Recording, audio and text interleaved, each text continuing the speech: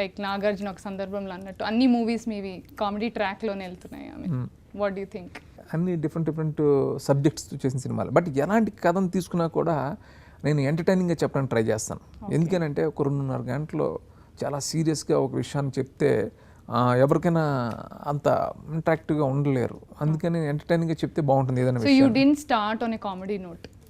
డెఫినెట్గా నా సినిమాలను చూస్తే ఒక డి అండ్ రెడీలు లవ్ స్టోరీస్ అవన్నీ కూడా, బట్ ఎంటర్టైన్మెంట్ అనేది పవర్ఫుల్గా ఉండటంతో మిగతా అంశాలని అది అధిగమిస్తుంది. సో ఓవరాల్గా దాని ఎక్స్ప్రెషన్లో కామెడీ అని అంటారు తప్ప జస్ట్ ఫన్. ఇప్పుడు ఈ కామెడీ ఎంత బాగా చేస్తున్నావు అని అంటున్నారు నాగార్జున గారు. అదే నాగార్జున గారు నాకు ఫస్ట్ ఫిల్మ్ అప్పుడు నీకోసం చూసి సీను చాలా బాగా తీసే సినిమా, బట్ ఏంటంటే సినిమాలో people they love to get entertain సినిమాకి వచ్చేది.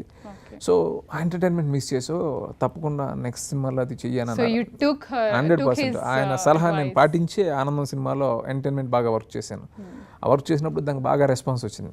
ఆ సినిమా అంత పెద్ద హిట్కి అది రీజన్ అయింది. సో అక్కడి నుంచి నా సినిమాల్లో అది వదలట్లేదు. దుబాయ్ సీన్లో 5 స్టార్ క్యారెక్టర్, ఐ మీన్ మీరు ఒక పెద్ద స్టార్ని మైండ్లో పెట్టుకొని క్రియేట్ చేసిన character, I mean what you have to say about this? లేదండి, అది అప్పట్లో అలా అన్నారు కానీ అది ఎవరిని నేను దృష్టిలో పెట్టుకుని కాదు. నాకేంటంటే ఆ కథ అయిపోతుంది ఆ సినిమాలో ఒక స్టేజ్లో.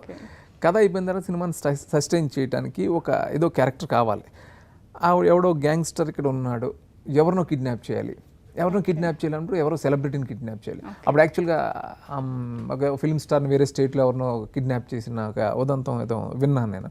సో అలాగే ఒక ఫిల్మ్ స్టార్ని పెట్టాను తప్ప ప్రతి వ్యక్తి మీద like right from the beginning మన ఊరు or parents, friends, books, college, lot of things influence ఆ క్యారెక్టర్. మీ మీద ఎక్కువ ఇన్ఫ్లుయెన్స్ అయింది అంటే నాకు తెలుసో తెలియకో చాలా చిన్న ఏజ్ నుంచి కూడా సినిమా మీద ఒక ప్యాసినేషన్ వచ్చేసింది. అంటే చాలా చిన్నప్పటి నుంచి సినిమాలు అంటే పిచ్చి పట్టుకుంది. సో ఎలాంటిదంటే అది ఏదో జస్ట్ ఏదో సినిమాలు చూడడం మాత్రమే కాదు, ఆ సినిమా మీద ఒక పరిశీలన అనేది మొదలైంది నాకు. ఆ మొదలైనప్పుడు అప్పట్లో మణిరత్నం అనే డైరెక్టర్ చాలా డిఫరెంట్గా సినిమాలు తీస్తుండేవారు. అంటే అప్పుడు అన్నీ రెగ్యులర్గా ఫిల్మ్స్ వస్తున్న రోజుల్లో ఒక వెస్టర్న్ అప్రోచ్తో సినిమా మణిరత్నం గారు మూవీ వస్తుందని ఎవ్రీవన్ యూజ్డ్ టు వెయిట్. డెఫినెట్గా అప్పుడు నాకు మణిరత్నం గారు ఎక్కువ ఇన్ఫ్లుయెన్స్ చేశారు. అంటే ఆయన సినిమాలు కానీ ఆయన సినిమాలు 1-10 సార్లు చూడడం. సో అట్లాగా నాకు ఫిలిం థింకింగ్ డెవలప్ అవడానికి కూడా ఆయన సినిమాలు ఆయన ఇన్స్పిరేషన్గా. మీ ఫేవరెట్ మూవీ మణిరత్నం గారిది? నాకు ఆయన సినిమాలో బాగా నచ్చిన సినిమా అంటే రోజా అండి. రోజా చాలా ఇష్టం.